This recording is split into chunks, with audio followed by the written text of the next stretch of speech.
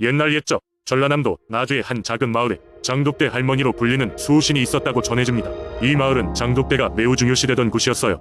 집집마다 중요한 양념과 장을 담는 항아리가 놓여있는 장독대가 있었고, 마을 사람들은 이 장독대를 집의 심장처럼 여겼습니다. 장독대 할머니는 이 소중한 공간을 지켜주는 수호신이었습니다. 그녀는 늘 하얀 저고리에 파란 치마를 입고 검은 머리를 길게 따내려온 모습으로 나타났습니다. 할머니는 마을 사람들이 장독대를 정성껏 가꾸고 조상들이 물려준 전통을 지킬 때마다 밤마다 찾아와 조용히 장독대를 살펴보곤 하셨습니다. 만일 장독대가 깨끗하게 잘 관리되고 있으면 할머니는 다음날 아침 장안에 작은 수확물을 남겨두고 가곤 했죠. 그러나 마을 사람들은 장독대 할머니의 존재가 주는 은혜뿐만이 아니라 그녀의 벌 또한 두려워했습니다. 이야기에 따르면 어느 날 젊고 게으른 한 부부가 있었는데, 이들은 장독대를 제대로 관리하지 않았습니다. 장독대는 엉망진창이 되었고 장들은 상했으며 항아리는 먼지와 거미줄로 덮이게 되었습니다. 어느 날 밤 장독대 할머니가 이곳을 지나가게 되었고, 이를 보고 크게 화를 내셨습니다. 그 다음날 아침 부부는 장독대에서 괴상한 냄새가 나는 것을 느꼈습니다. 장을 쓰려던 순간 상한 장 속에서 뱀이 나온 것이었습니다. 놀란 부부는 그제서야 실수를 깨닫고 회개했습니다. 부부는 정성스럽게 장독대를 청소하고 매일 아침과 저녁으로 장독대 앞에서 할머니께 용서를 기원하게 되었습니다. 마을 사람들은 이 사건 이후로 장독대를 더 소중히 여기게 되었고, 매년 음력 3월 15일에는 특별한 장독대제를 지내며 장독대 할머니께 감사의 마음을 전했습니다. 사람들은 할머니의 전설을 자식들에게 이야기하며 가축을 돌보듯 장독대도제 몫을 다하라고 가르쳤습니다. 시간이 흐르며 장독대 할머니의 전설은 나주 지역을 넘어 알려지게 되었고, 나주 자체가 장독과 발해문화로 이름을 떨치게 되었습니다. 전통에 대한 존중과 신앙심이 어우러진 이 이야기는 나주 사람들에게 오랫동안 지혜와 가르침을 주며 전해 내려오고 있습니다. 두 번째 이야기. 옛날 옛적 해가 바다에 잠길 때마다 신비로운 힘을 지닌 여신이 진도의 해안가에 나타났다고 한다. 그 여신은 해월신 할매라 불리며 바다와 하늘을 잇는 존재로 진도 사람들은 그녀에게 바다의 풍요와 안전을 기원하며 깊은 존경을 표했다. 해월신 할매는 바닷바람과 흰 파도 속에서 나타났으며 그녀의 모습은 때때로 얇은 안개와 함께 어우러져 수많은 빛으로 깜빡이는 진주색 눈부심 속에서 보였다. 진도 주민들은 바다에서 생계를 이어갔기 때문에 해월신 할매의 은혜는 그들에게 있어서 간절하고 또한 두려운 것이었다. 바다에 떠있는 작은 배 위에서 고깃잡이를 하는 어부들은 해월신 할매가 자신들을 지켜주기를 바랐다. 그래서 출항하기 전에는 항상 해월신 할매를 향해 기도를 드렸고, 그녀가 좋아하는 붉은 실이나 망고젓 같은 것을 바다에 던지며 그녀의 부의를 구했다. 그러던 어느 날 고되게 바다에서 조업하던 한 어부가 깊은 바다에서 길을 잃고 말았다. 바다는 검은 정적 속으로 어부를 삼켜 걸쭉한 어둠과 고요만이 남아있었다. 그의 가족은 해월신 할매에게 도움을 청하기 위해 해안가에 모여 눈물로 그녀를 부르며 기도를 올렸다. 그날 밤 해월신 할매는 손목에 푸른 빛이 도는 나뭇가지로 길을 비추며 어부를 찾아왔다. 할매가 빛을 비추다 바닷물은 한없이 맑아졌고, 길을 잃은 어부는 집으로 무사히 돌아올 수 있었다. 어부는 진도에 돌아와 해월신 할매를 위해 작은 제단을 세우고 깊은 감사를 표했다. 이후로도 진도의 사람들은 해월신 할매에게 많은 부탁을 드렸다. 매번 그녀는 바람 속에서, 파도 속에서, 그리고 고요한 물결 속에서 사람들의 기도를 들었고 그들의 간절한 호소에 응답했다. 사람들은 슬픔에 젖고 때로는 기쁨에 넘쳐 사는 동안 언제나 해월신 할매가 자기들과 함께 있다고 믿으며 살았다. 그리하여 오늘날까지도 진도에서는 해월신 할매를 기리는 축제가 해마다 열리며, 그때마다 사람들은 바다의 어머니라 불리는 여신에게 감사의 뜻을 전하며 희망과 기쁨을 나눈다.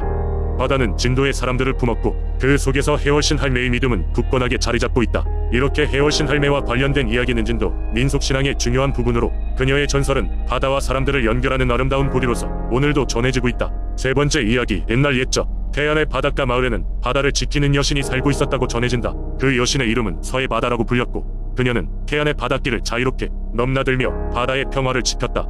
서해바다는 언제나 소박한 복장을 하고 있었지만 그녀의 머리는 은빛 파도처럼 흩날렸고 눈동자는 깊고 푸른 바다를 닮았다. 태안의 모든 어부들은 그녀를 만날 수 있기를 희망했다. 그녀를 만난 자는 그 해의 어획량이 풍성할 것이라는 전설이 있었기 때문이다.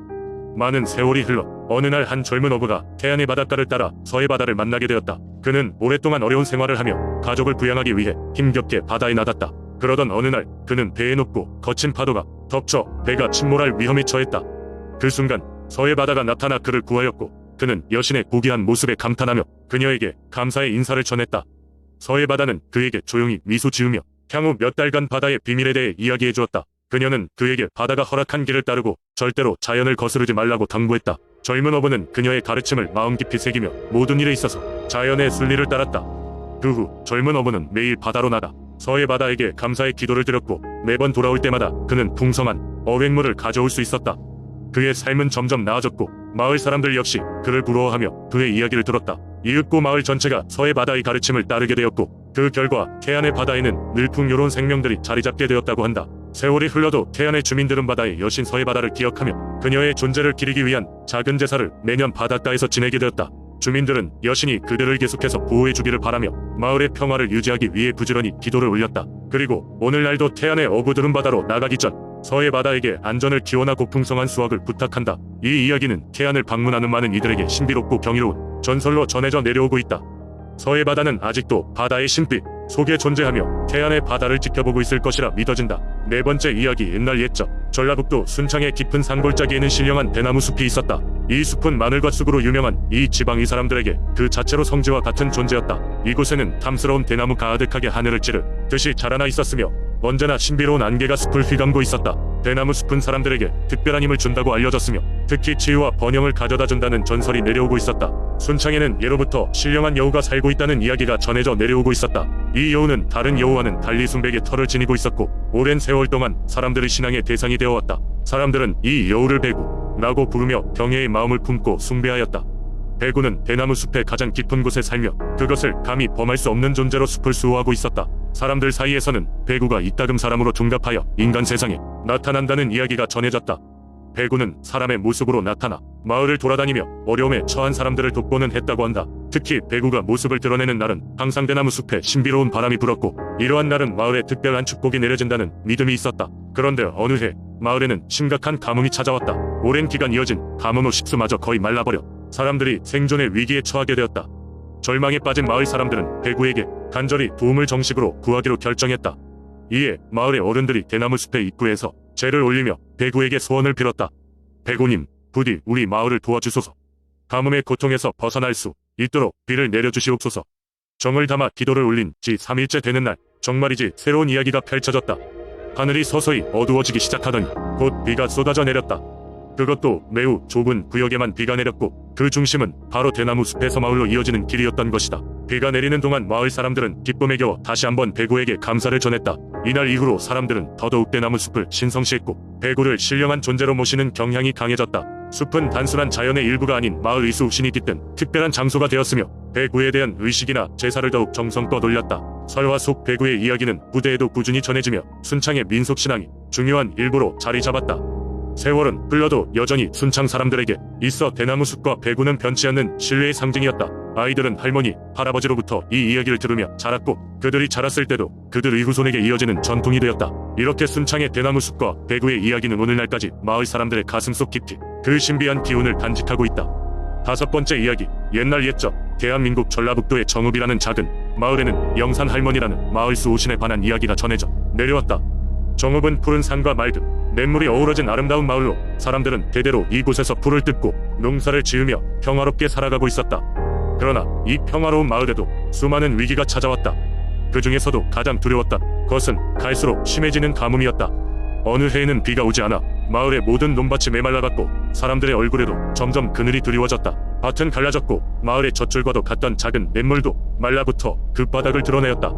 이대로라면 모두가 굶어 죽을 수도 있다는 절박함 속에 마을 사람들은 모여서 해결책을 찾기 시작했다.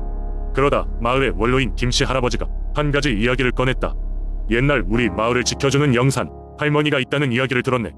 그녀는 영산이라고 불리는 저 산에 살면서 우리가 어려움에 처할 때마다 구원해 주셨다고 하더군. 내가 어렸을 때도 가뭄이 있었는데 그때 영산 할머니께 기도를 드리자 얼마 지나지 않아 비가 내렸지 라고 회상하면서 말이다. 마을 사람들은 반신반의하면서도 이 이야기에서 희망을 찾기로 했다. 그래서 모두 함께 밤을 새워 영산 할머니에게 기도를 드리기로 결심했다. 오래된 자신들의 전통을 되새기며 사람들은 하나둘 모여서 영산으로 향했다. 산 중턱에 도착하자 마을마다 전해져 내려오던 영산 할머니의 작은 신당이 모습을 드러냈다. 마을 사람들은 신당 앞에 모여 무릎을 꿇고 진심으로 기도를 올렸다. 그들의 기도가 끝날 무렵 갑자기 하늘이 어두워지기 시작했다. 먼 곳에서 천둥 소리가 들려오고 하늘에서는 붉은 빗줄기가 내리기 시작했다. 마을 사람들은 온몸으로 빗물을 맞으며 기뻐서 소리쳤다. 그 해의 가뭄은 그렇게 끝이 났고 그 이후로도 마을은 몇 차례 위기를 겪었지만 영산 할머니의 전설을 믿고 기도를 올릴 때마다 신기하게도 그녀의 가호로 위기를 극복할 수 있었다. 그 후 마을 사람들은 영산 할머니를 매년 잊지 않고 기리기 위해 1년 중 여름이 시작되기 전 그녀께 감사제를 올리기로 했다고 한다. 이 축제는 마을 공동체를 더욱 굳건하게 만들고 모두가 하나가 되는 순간을 제공하였다. 이렇게 영산 할머니는 단순한 전설이 아닌 정읍 사람들에게 있어 언제나 마음속 깊은 곳에 자리 잡고 있는 믿음의 상징이 되었다. 점점 더 현대화되어 가고 있는 지금도 정읍 사람들은 여전히 그녀에게 감사를 드리며 마을의 안녕을 기원한다. 이 길고도 오랜 전설은 오늘날까지도 마을 사람들에게 전해지며 과거와 현재를 잇는 소중한 이어짐이 되고 있다.